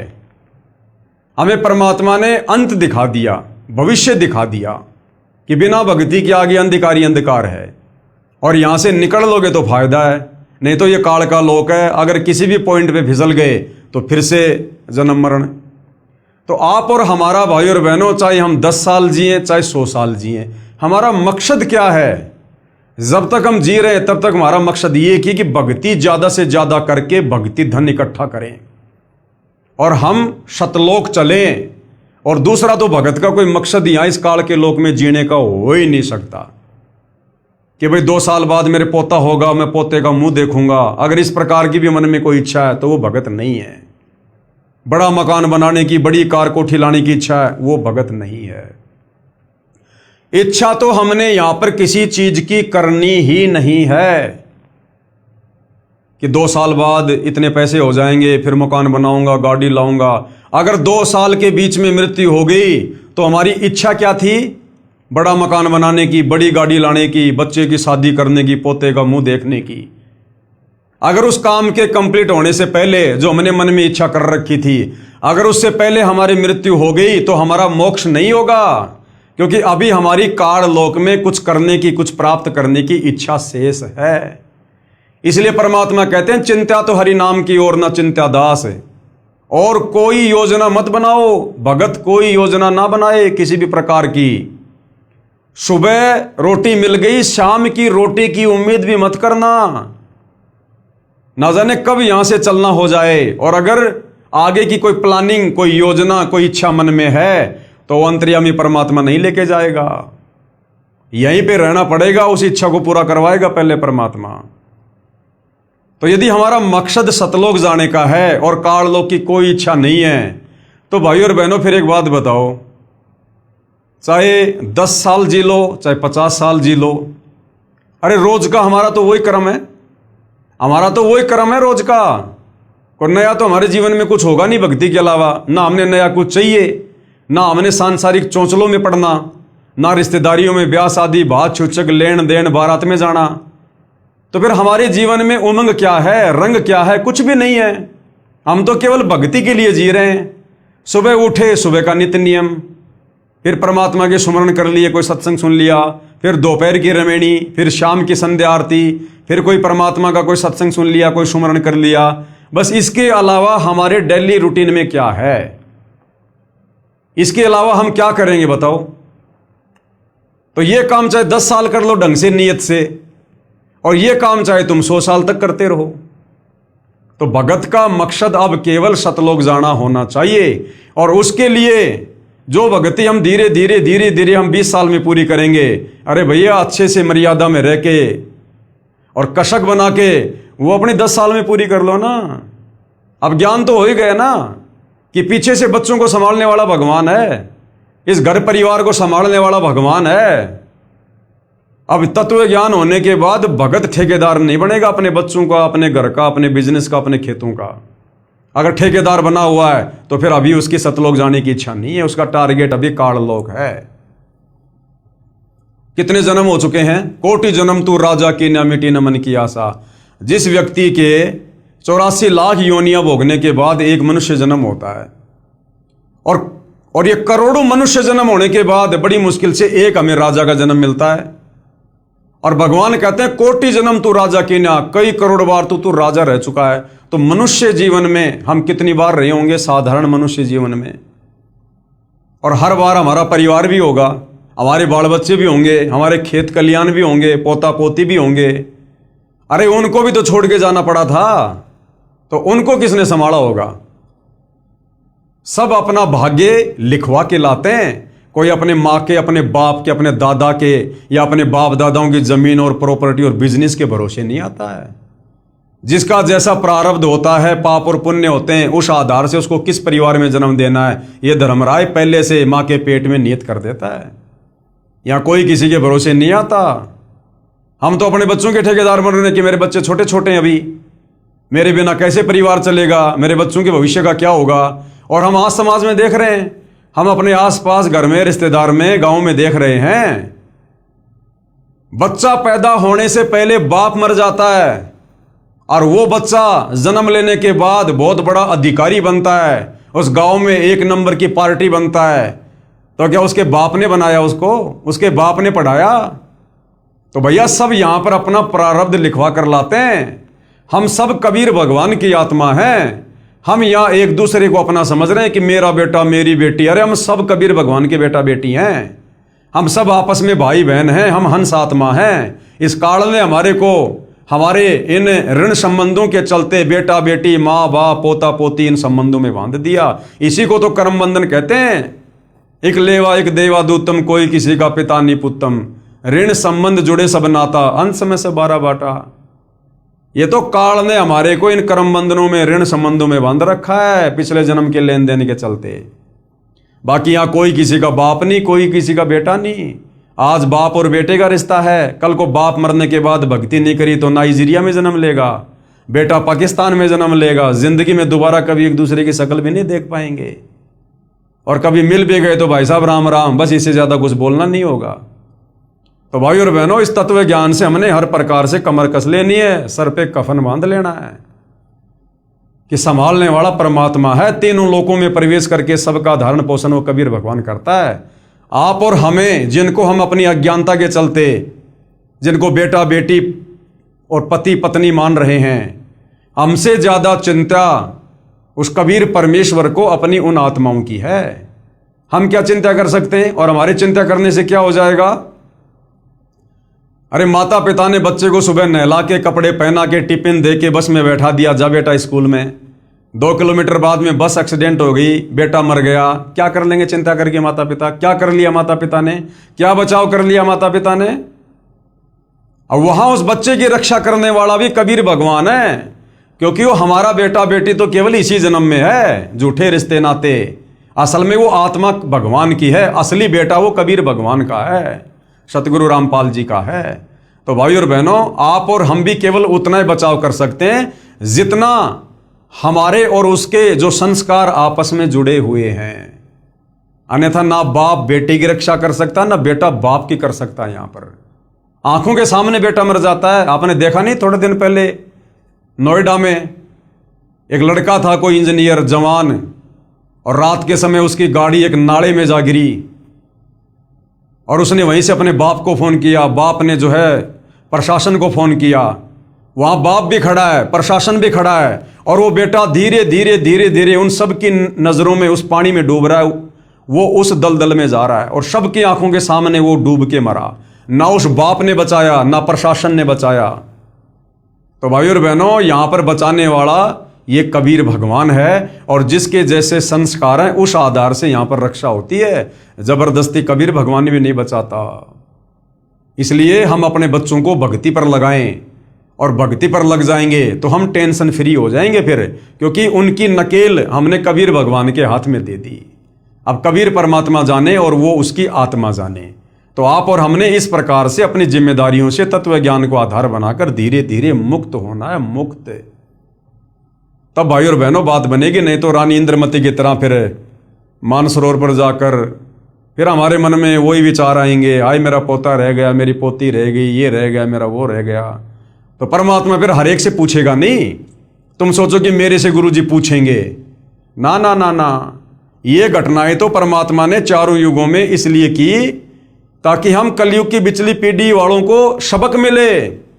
अन्यथा आप सोचो कि अब आज वर्तमान में भी हमें गुरु जी वहां लेकर जाएंगे और वहां ले जाने के बाद गुरुजी हमसे पूछेंगे कि बेटा तेरी किसी में मोह ममता तो नहीं है, वहां नहीं पूछने वाला भगवान है। वहां तो ऑटोमेटिक यस नो ऑटोमेटिक है। तो अब आप और हमने इस प्रकार की गलती करनी नहीं है। हमने हर प्रकार से रिश्ते नातों से, परिवार संपत्ति से, यहीं से हाथ झाड़ के चलना है बिल्कुल, कि मेरा कुछ नहीं है, ये तो काल का किस ब्रह्मांड है, ये तो काल ने तपस्या करके भगवान से प्राप्त कर रखे हैं, मेरा क्या अधिकार है। अरे जैसे हम होटल में जाते हैं, 2 रात्रि रुकते हैं, 1000-2000 रुपये जमा करवाते हैं, और होटल में हमें पंखा, कूलर, बेड, टीवी सारी सुविधा मिलती है, और जब हम होटल छोड़ के चलते हैं तो पंखा, कूलर, टीवी में हमारी कोई रुचि बनती है क्या? क्योंकि हम हकीकत से परिचित हैं कि ये संपत्ति मेरी नहीं है, ये होटल मालिक की है। मैं यहां पर केवल 2 रात के लिए मैं किराएदार था। तो इसी प्रकार इस 21 ब्रह्मांड में भाई और बहनों, हम अपना कर्म भोगने के लिए आए, हम यहाँ पर जो है किराएदार हैं। ये होटल इस काल का है, यहाँ की सारी सामग्री इस काल की है। हमने तो यहाँ से वापस अपने पिता के घर चलना है, जहाँ हमें सारे ठाट बाट मिलेंगे, सारे सुख मिलेंगे। तो इस हिसाब से भाइयों और बहनों, हमने इस तत्व ज्ञान को आधार बना के अपना पीछा छुड़वाना है। कबीर जीवन तो थोड़ा ही भला, जो सत सुमरण हो, लाख बरस का जीवना लेखद रहन को। शुभ कर्म में सहयोग दिया हुआ, पिछला कर्म और साथ में श्रद्धा से 2 वर्ष के सुमरण से तथा तीनों नाम प्रदान करके कबीर साहब चंद्र विजय को भी पार कर ले गए। बोलो सतगुरुदेव की जय, जय हो बंदी छोड़ की। परमेश्वर कबीर साहिब जी सच्चे श्रद्धालु यानी सच्ची नीयत से मर्यादा में रहकर भक्ति करने वाले भगत की आयु बढ़ा देता है, जैसे चंद्र विजय की बढ़ा दी, तथा उसके परिवार की भी रक्षा करता है। उपरोक्त विवरण से सिद्ध हुआ, ये प्रमाण बहुत पहले के हैं। अब देखो क्या कह रहे हैं परमात्मा, कबीर परमेश्वर यानी परमेश्वर कबीर साहिब जी सच्चे श्रद्धालु की उम्र बढ़ा देता है। मान लो हम सच्चे श्रद्धालु हैं, हमने मर्यादा में रहकर सच्ची नीयत से सतलोक जाने के लिए भक्ति की, और कबीर परमात्मा जी हमें सतलोक के लिए ले जा रहे हैं, और हमें कबीर परमेश्वर जी ने मानसरोवर पर बैठा दिया, और हमारी आस्था चेक करने के लिए कबीर परमात्मा ने हमारे को दिव्य दृष्टि दे दी। और पीछे से ऐसी कोई घटना परिवार में बच्चों के साथ घटित भी हो जाए तो हमने इस पॉइंट को ध्यान रखना है कि जो सच्ची नीयत से जो व्यक्ति भक्ति करता है, पीछे से क्या होता है, उसके परिवार की भी रक्षा करता है। कौन? कबीर भगवान। तो फिर हमने चिंता काहे की? अरे हम सच्ची नीयत से भक्ति करेंगे तभी तो ऊपर जाएंगे भगवान के साथ में, अन्यथा मर्यादा तोड़कर भक्ति करने वाले को तो परमात्मा यहीं पर त्रिकुटी से नीचे नीचे फैल कर देगा भगवान, लास्ट त्रिकुटी। तो यदि हम मानसरोवर पर चले गए हैं, सच्ची नीयत है तभी तो गए, तो पीछे से फिर भगवान का वादा है परिवार की भी रक्षा करेगा। जब भगवान ने परिवार की रक्षा की गारंटी दे दी, फिर हमने चिंता नहीं करनी चाहिए उस परिवार की। ये प्रमाण बहुत पहले के हैं, वर्तमान में साधारण व्यक्ति विश्वास नहीं करता। वर्तमान में पूज्य कबीर परमेश्वर की शक्ति से गुरुदेव कह रहे हैं कि मुझदास के द्वारा हुए कष्ट निवारण तथा आयु वृद्धि के ढेर सारे प्रमाण पढ़िए, पुस्तक परमेश्वर का सार संदेश है। तो कोशिश करेंगे, मालिक से प्रार्थना करेंगे, ये जो पवित्र पुस्तक है परमेश्वर का सार संदेश, इसके ऊपर भी हम आने वाले समय में वीडियो जो है बनाएंगे। अब आगे गुरुदेव भगवान कहते हैं पवित्र पुराणों का रहस्य, यानी इन पवित्र 18 पुराणों में जो मुख्य पुराण हैं, श्री ब्रह्मा पुराण, श्री विष्णु पुराण, श्री शिव महापुराण, इनमें अध्यात्म के विषय में, भक्ति मार्ग के विषय में, आत्म कल्याण के विषय में क्या कुछ लिखा है जो वेदों से मेल खाता है। पुराणों को समझने के लिए ध्यान रहे कि श्री ब्रह्मा पुराण, श्री विष्णु पुराण तथा श्री शिव पुराण ये इस ब्रह्म यानी काल की लीला से प्रारंभ होते हैं। ब्रह्मा पुराण, शिव पुराण, विष्णु पुराण ये काल की लीला से शुरू होते हैं, ब्रह्म की लीला से। फिर ये नीचे इन ब्रह्मा विष्णु महेश पर आकर आगे की जानकारी देते हैं, जिसे प्रथम अव्यक्त गीता अध्याय 7 श्लोक 25 में कहा है। जो गीता अध्याय 11 श्लोक 32 में कहता है कि मैं काल हूं, यानी गीता जी का ज्ञान देते समय ये काल ब्रह्म कृष्ण जी के शरीर में प्रेत की भांति प्रवेश करके क्या कह रहा है अध्याय 11 श्लोक 32 में कि मैं काल हूं। इसी को क्षर पुरुष भी कहते हैं, यानी इसका जन्म और मरण होता है, ये नाशवान है, अविनाशी नहीं है। इसलिए इसी काल को, इस ब्रह्म को क्षर पुरुष तथा ज्योति निरंजन भी कहा जाता है, क्योंकि इसकी उत्पत्ति अंडे से हुई थी, उस समय इसमें तेज था, तो परमात्मा ने इसका नाम ज्योति निरंजन भी रखा है। यही सदाशिव काल रूपी ब्रह्म भी कहलाता है। यही ब्रह्मांड में एक ब्रह्मलोक की रचना करके उसके ऊपरी हिस्से में रहता है। और यही काल क्या करता है? महाविष्णु, महाब्रह्मा तथा महाशिव कहलाता है, क्योंकि इसने अपने उस ब्रह्मांड में 3 गुप्त स्थान बना रखे हैं। एक रजोगुण प्रधान क्षेत्र, एक सतोगुण प्रधान क्षेत्र और एक तमोगुण प्रधान क्षेत्र। और जब इसने अपने तीनों पुत्रों की उत्पत्ति करनी होती है अपनी पत्नी दुर्गा के सहयोग से, तो ये दुर्गा को अपनी शक्ति से उस क्षेत्र में बुला लेता है और स्वयं भी वहां आ जाता है। और जब इसने रजोगुण युक्त बेटा उत्पन्न करना होता है तो उस रजोगुण युक्त क्षेत्र में ये काल स्वयं तो महाब्रह्मा रूप धारण कर लेता है और अपनी पत्नी दुर्गा को महासावित्री रूप बना देता है। और फिर जो पति पत्नी सहयोग से उस रजोगुण क्षेत्र में जो संतान उत्पन्न होती है वो रजोगुण युक्त हो जाती है और उसका नाम ये ब्रह्मा रख देते हैं। यही प्रक्रिया फिर ये सतोगुण क्षेत्र में करता है और एक विष्णु उत्पन्न करता है। यही प्रक्रिया फिर ये तमोगुण क्षेत्र में जाके करता है, खुद तो महाशिव बन जाता है और अपनी पत्नी दुर्गा को महापार्वती रूप बनाता है। और वहां जो बेटा उत्पन्न होता है उसको तमोगुण युक्त कर देते हैं और उसका नाम शिव रख देते हैं। तो ये काल ही क्या कहलाता है? यही महाविष्णु, महाब्रह्मा तथा महाशिव। एक तो होता है विष्णु, ब्रह्मा और शिव। इन तीनों से पहले शब्द लग गए महा, यानी महाविष्णु। जहां जहां महाविष्णु शब्द है समझ लो विष्णु रूप में काल है। जहां जहां महाब्रह्मा शब्द है समझ लो ब्रह्मा रूप में काल है। और जहां जहां महाशिव है वहां समझ लो शिव रूप में यह काल है। यही महाविष्णु, महाब्रह्मा तथा महाशिव कहलाता है। तथा उस क्षेत्र को काशी भी कहते हैं। उसी में रजोगुण प्रधान, सतगुण प्रधान तथा तमगुण प्रधान 3 स्थान बनाकर अपनी पत्नी दुर्गा यानी महालक्ष्मी को साथ रखकर 3 पुत्रों रजगुण श्री ब्रह्मा जी, सतगुण श्री विष्णु जी और तमगुण श्री शिव जी की उत्पत्ति करके अचेत कर देता है। अचेत अवस्था में ही इनकी परवरिश करता रहता है। अब इनकी जो परवरिश है वो कैसे होती है? अचेत अवस्था में, क्योंकि आध्यात्मिक शक्तियां हैं भाई और बहनों। आम व्यक्ति अगर बेहोश हो जाए, अचेत हो जाए, कोमा में चला जाए, जैसे बहुत सारे लोग हैं किसी कारण से कोमा में चले जाते हैं, 5-5 साल 10-10 साल कोमा में रहते हैं, तो उनकी परवरिश कैसे हो रही है? डॉक्टर नलकियों के द्वारा करते हैं। इसी प्रकार आध्यात्मिक शक्ति होती है, उसमें आध्यात्मिक तरीके से उनकी परवरिश होती है। तो जब तक ये जवान नहीं हो जाते हैं तब तक काल के आदेश से दुर्गा इनको अचेत रखती है।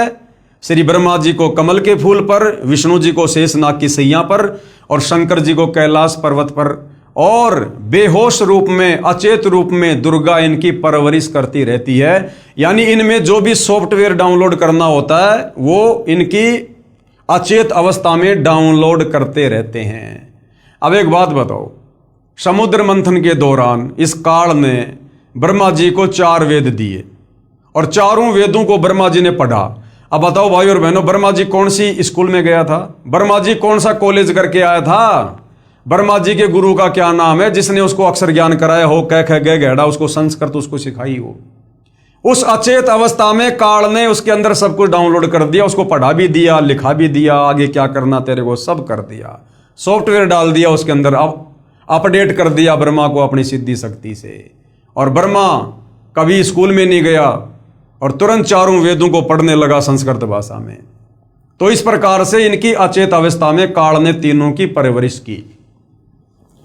जवान होने पर श्री ब्रह्मा जी को कमल के फूल पर, श्री विष्णु जी को शेषनाग पर तथा श्री शिव जी को कैलाश पर्वत पर चेत कर देता है। इन तीनों भगवानों को यानी ब्रह्मा विष्णु महेश को स्वयं ज्ञान नहीं है कि हमारा उत्पत्तिकर्ता कौन है।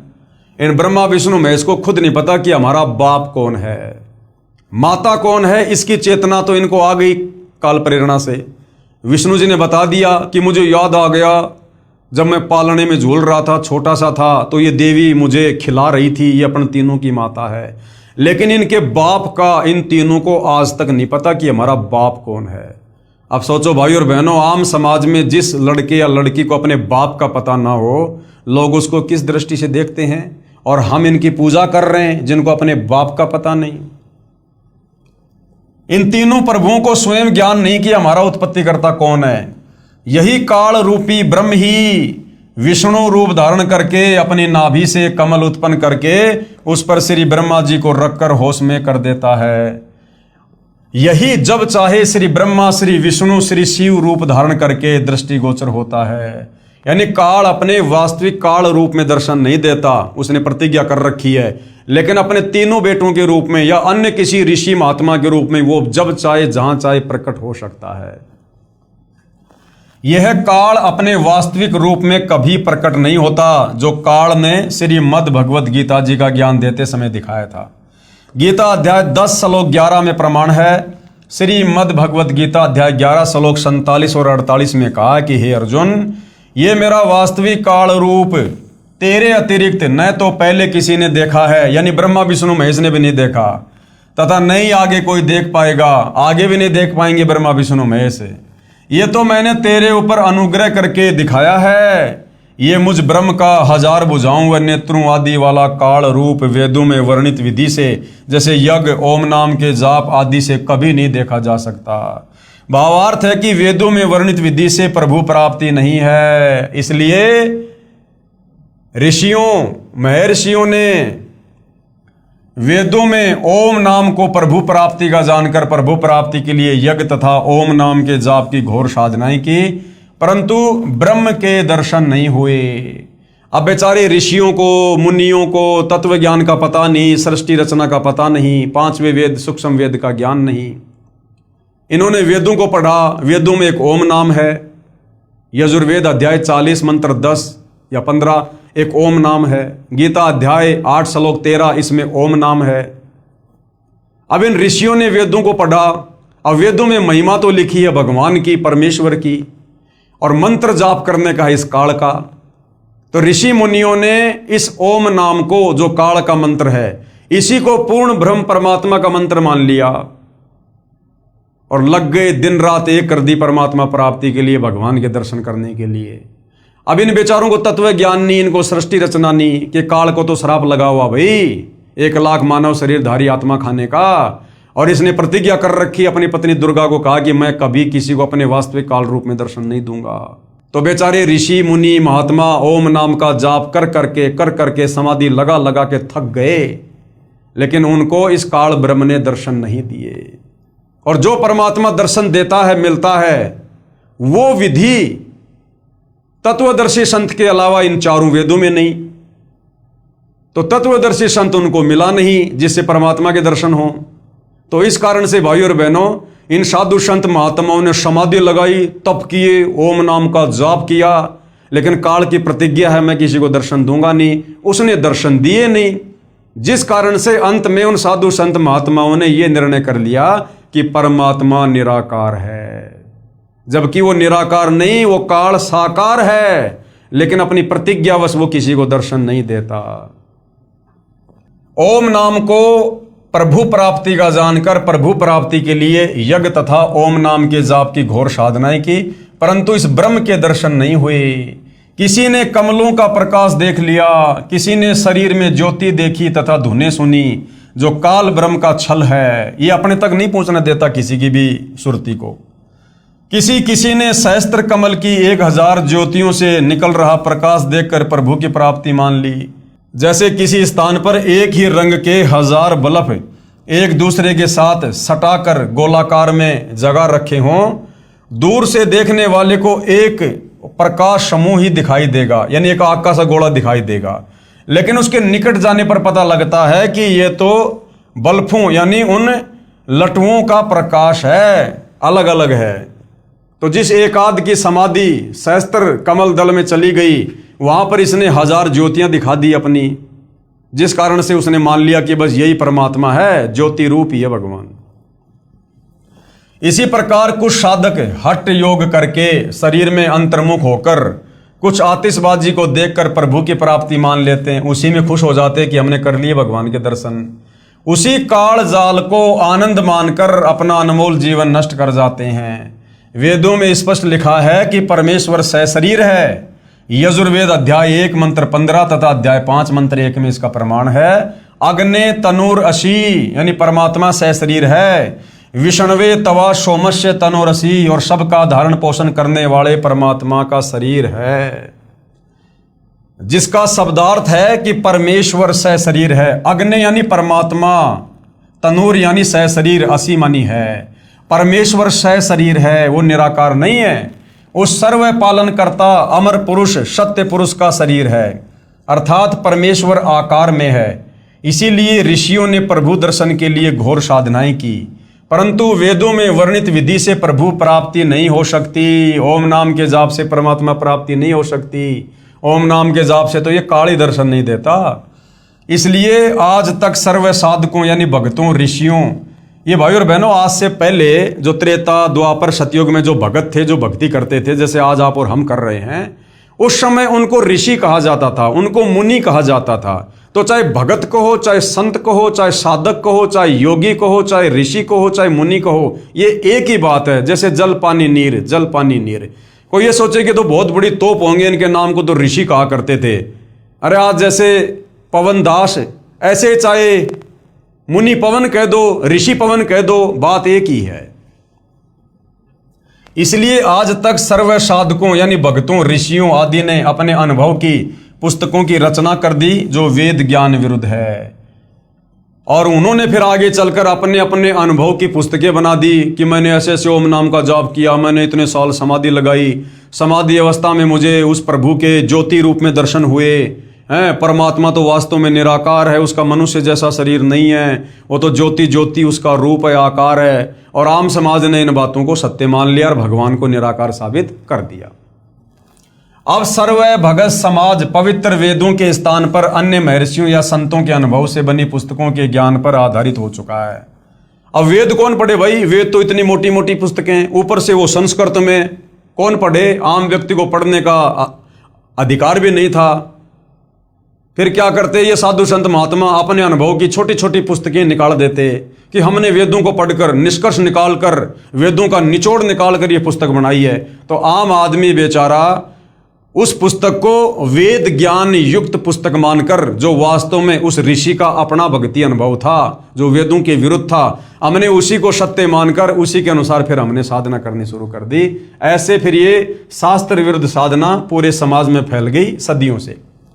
पवित्र वेदों तथा श्रीमद् भगवद गीता जी का ज्ञानदाता ब्रह्म कह रहा है कि तीनों गुण, रजगुण ब्रह्मा, सतगुण विष्णु, तमगुण शंकर जी, इनकी इष्ट रूप में पूजा के योग्य नहीं है। गीता अध्याय 7 श्लोक 12 से 15, ये गीता ज्ञान देने वाला काल ब्रह्म खुद कह रहा है कि ब्रह्मा विष्णु महेश यानी रजगुण सतगुण तमगुण, ये तीनों देवता पूजा के योग्य नहीं है। ब्रह्मा विष्णु महेश की पूजा का विधान नहीं है, क्योंकि ये भी नाशवान है, अर्थात जन्म मरण में है, तथा कर्म का फल ज्यों का त्यों ही देते हैं।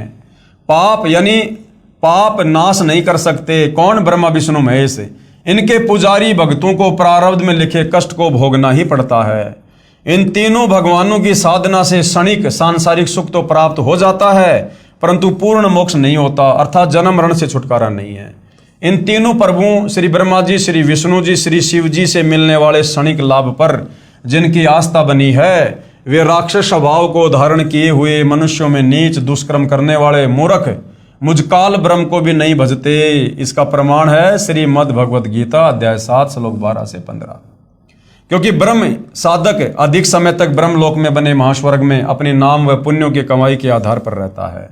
यानी ब्रह्मा विष्णु महेश की साधना के बजाय यदि कोई काल की ओम नाम की साधना करता है, तो ब्रह्मा विष्णु महेश की भक्ति करके जितने दिन आप स्वर्ग में रह सकते हो, उससे कई गुना ज्यादा आप स्वर्ग से ऊपर ओम नाम की कमाई करके, ब्रह्म का जाप करके आप महास्वर्ग में रह सकते हो।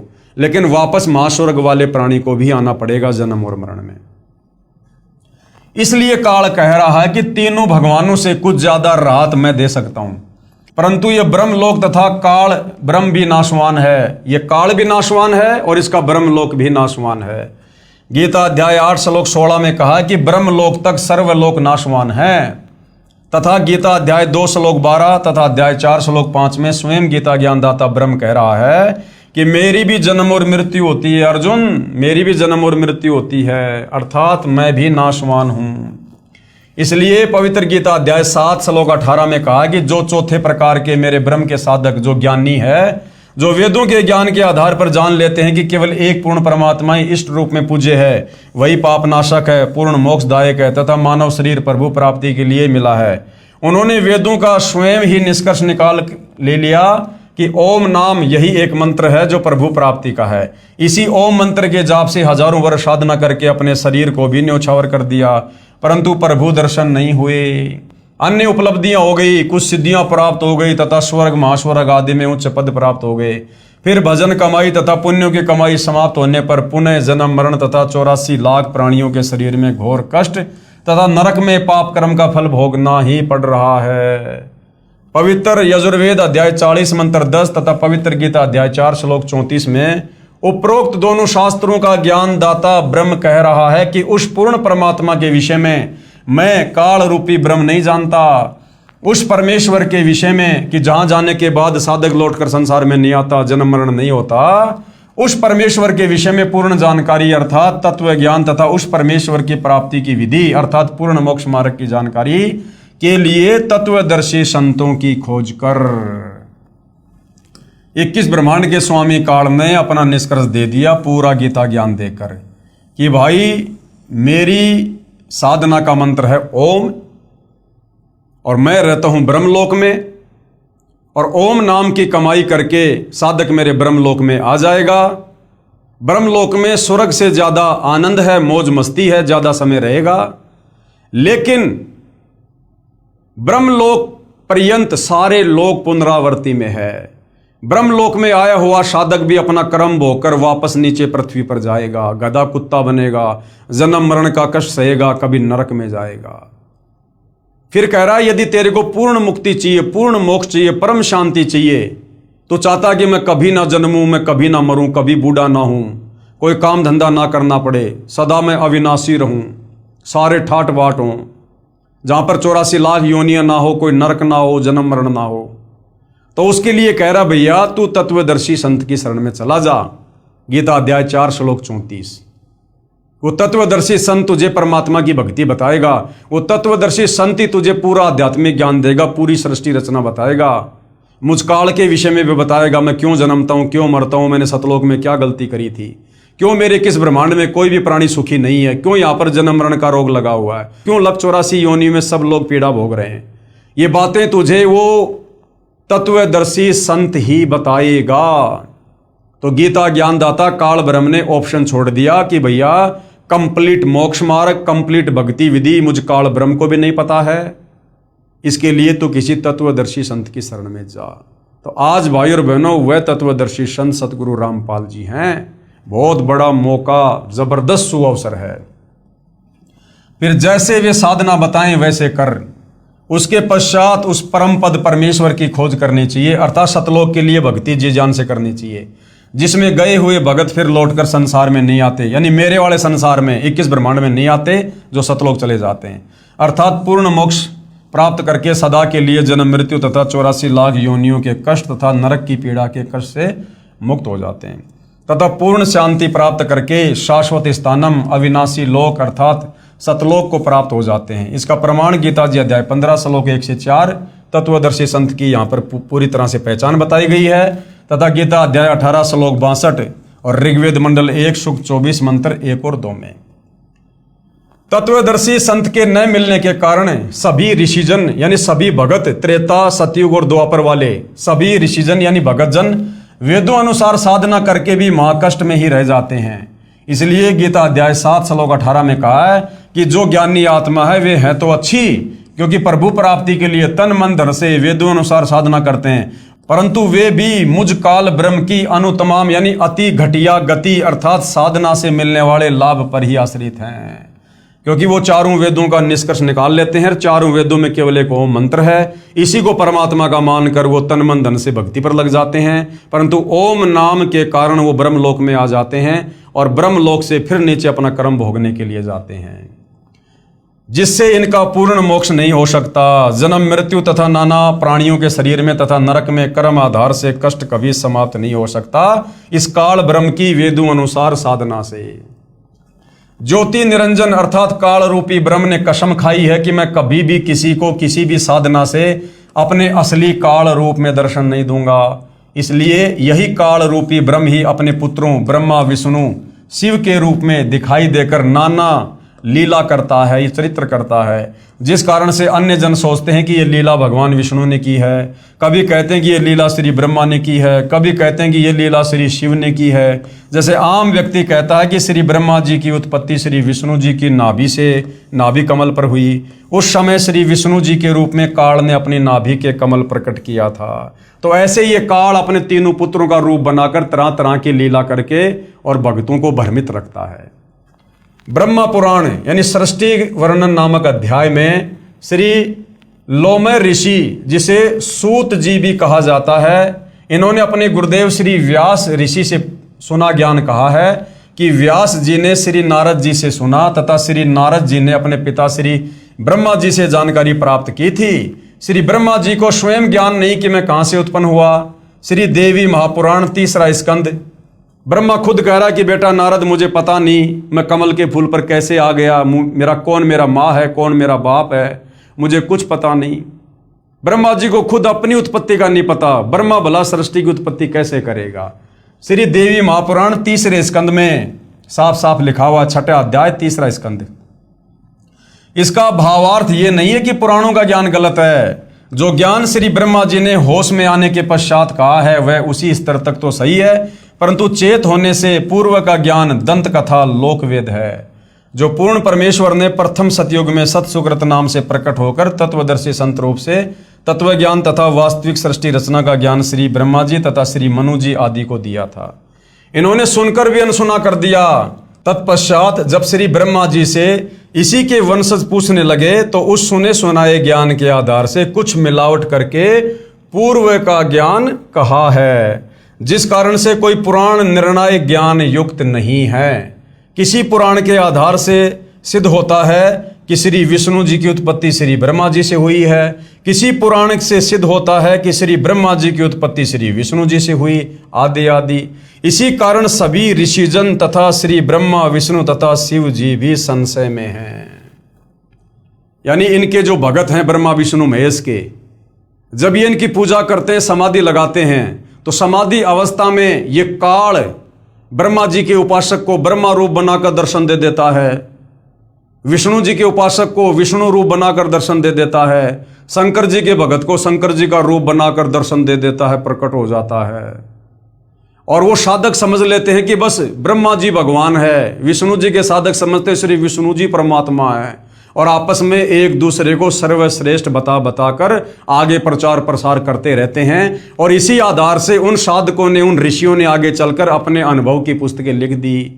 किसी ने लिख दिया कि श्री ब्रह्मा जी भगवान है, शंकर और विष्णु ब्रह्मा जी से तो उत्पन्न हुए हैं। विष्णु जी के उपासक ने लिख दिया कि विष्णु भगवान है, ब्रह्मा जी और शंकर जी विष्णु जी से उत्पन्न हुए हैं।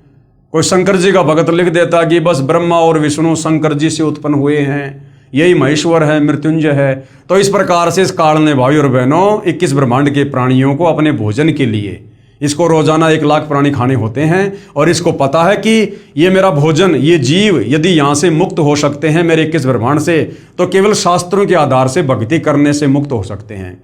तो उसके लिए भाई और बहनों इसका परम कर्तव्य बन गया, इसकी मजबूरी होगी हमें धर्मशास्त्रों के आधार पर अपने द्वारा भेजे गए साधु संत ऋषियों गुरुओं के द्वारा उल्टी व्याख्या करवा के, शास्त्र विरुद्ध साधना करवा के हमें अपने जाल में फंसा के अपने भोजन के लिए रखता है। और इन शास्त्रों का यथार्थ ज्ञान, वास्तविक ज्ञान, निचोड़, निष्कर्ष कबीर परमात्मा स्वयं सतलोक से चलकर काल के 21 ब्रह्मांड में तत्वदर्शी संत बनकर हमें बताते हैं, समझाते हैं।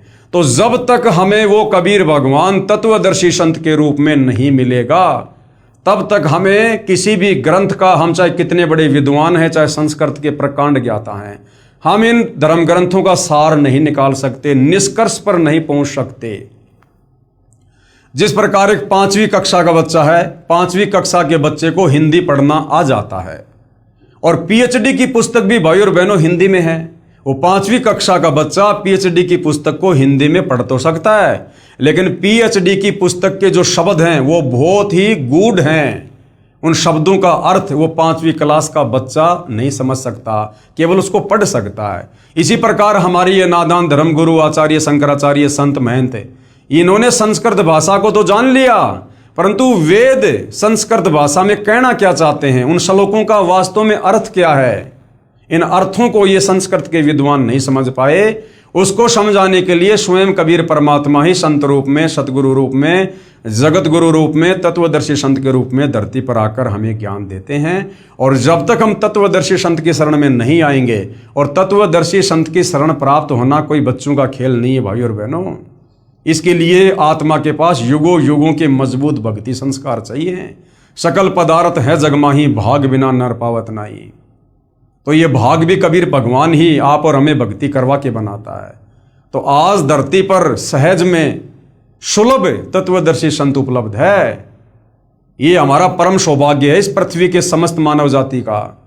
आज यदि हम सतगुरु रामपाल जी के सत्संग सुनकर, ज्ञान को आधार बनाकर अगर उनसे उपदेश लेकर भक्ति कर लेते हैं, आज हमारा सहज में इस काल के 21 ब्रह्मांड से, जन्म मरण से, लख 84 योनियों के कष्ट से, तपस्या की पीड़ा से, नरक की यातनाओं से आज सहज में पीछा छुड़वाया जा सकता है। अगर आज मौका चूक गए, अनंत युगों तक फिर गधे, कुत्ते, सुअर, मक्खी, मच्छर, गंदी नाले का कीड़ा, यहाँ इसी प्रकार से कष्ट भोगने पर हम विवश होंगे।